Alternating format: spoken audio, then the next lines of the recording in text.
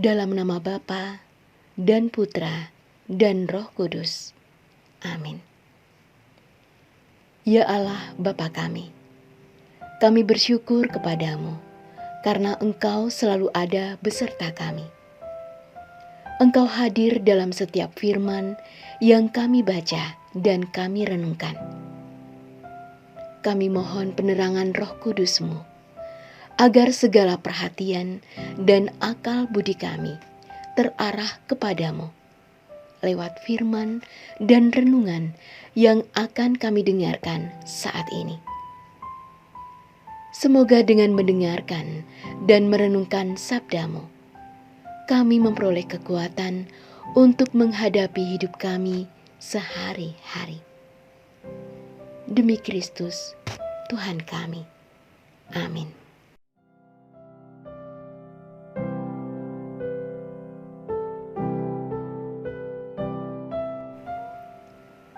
Pada hari itu, waktu hari sudah petang, Yesus berkata kepada mereka, "Marilah kita bertolak ke seberang." Mereka meninggalkan orang banyak itu, lalu bertolak dan membawa Yesus beserta dengan mereka dalam perahu, di mana Yesus telah duduk, dan perahu-perahu lain juga menyertai Dia. Lalu mengamuklah taufan yang sangat dahsyat, dan ombak menyembur masuk ke dalam perahu, sehingga perahu itu mulai penuh dengan air.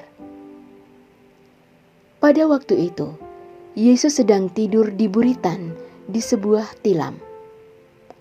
Maka murid-muridnya membangunkan Dia dan berkata kepadanya, "Guru, Engkau tidak peduli kalau kita binasa."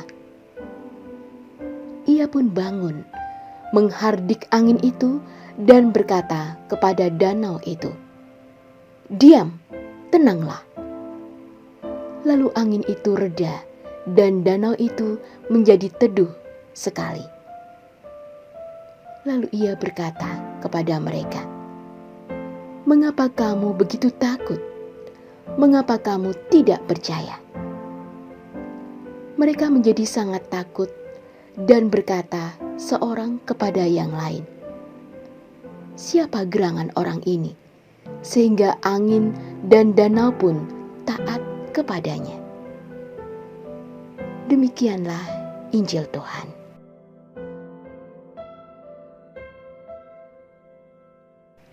Saudara-saudari yang terkasih dalam Tuhan, peristiwa yang dialami para murid Yesus membuat mereka takut, kesal, dan marah kepada Yesus.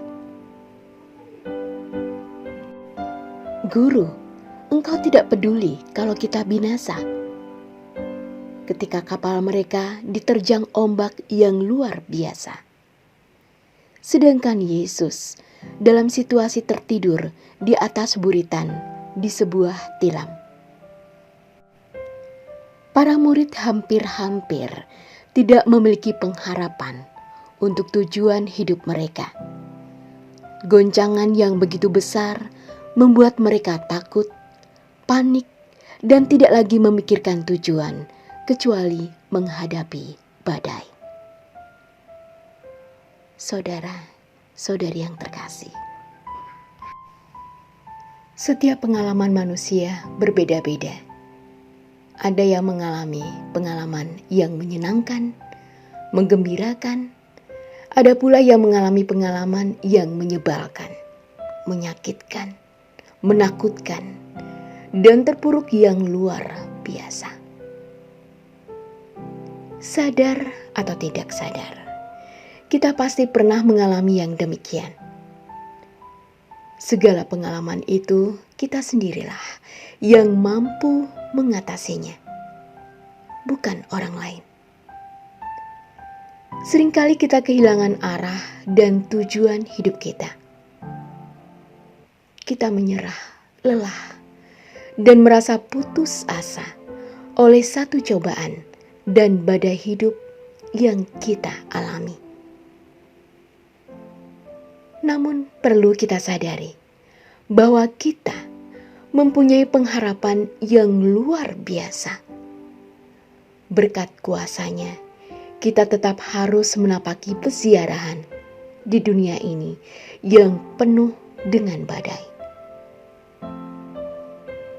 Saudara-saudari yang terkasih, badai hidup kita pasti selalu ada. Kita tidak bisa menolak itu. Bagaimana kita menjalani hidup kita yang menjadi penggerak? Kita yang menjadi orang pertama yang harus bisa menghadapi badai itu. Kita tidak boleh terlena akan badai kehidupan kita. Kalau kita percaya dan menyerahkan segala perkara dan kesulitan kita kepada Tuhan kita, maka kita tetap akan memiliki arah dan tujuan hidup yang baik. Allah Bapa yang kuasa dan kekal, kami sadari bahwa kami sering takut dengan badai kehidupan kami. Kami mohon bantuan dan sertailah kami dalam menerjang badai hidup kami, hingga kami boleh sampai di tujuan hidup dengan penuh rasa syukur dan sukacita. Bantulah kami, sebab Engkaulah pemberi segala-galanya. Amin. Dalam nama Bapa dan Putra dan Roh Kudus. Amin. Terima kasih sudah menyaksikan renungan hari ini. Jangan lupa like, subscribe, dan aktifkan tombol loncengnya agar Anda yang pertama mendapatkan notifikasi updatean renungan harian dari Komsos Keuskupan Padang. Dan bagikan ke sosial media agar saudara-saudara kita dapat mendengarkan dan merenungkan firman Tuhan.